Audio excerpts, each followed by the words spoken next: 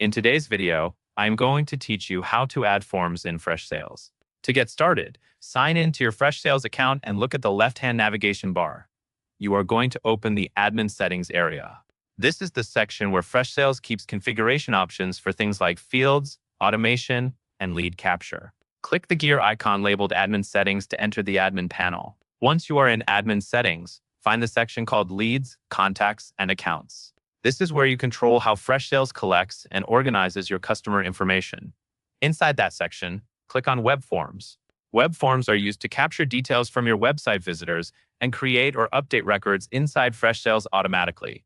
Now you are ready to build a form. Click the button that says Add Web Form.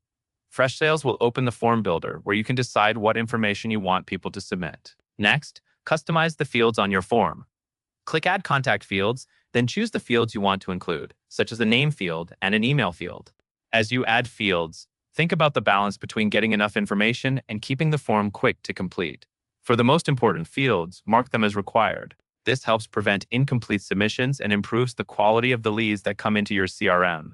After your fields are set, configure what happens after someone submits the form.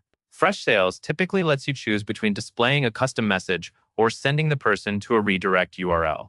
If you choose a custom message, keep it clear and friendly so the visitor knows the form went through. If you choose a redirect URL, use a page on your website that confirms the submission, like a thank you page, so visitors see a consistent experience. When everything looks correct, click Save. Then select Get Code Snippet. This will generate the HTML or JavaScript snippet you need to place on your website. Copy that entire snippet carefully so nothing is left out. Finally, add the form to your site by pasting the snippet into your website's HTML body or footer, depending on how your site is set up. Once it is published, your form should start sending submissions into Freshsales based on the fields you configured.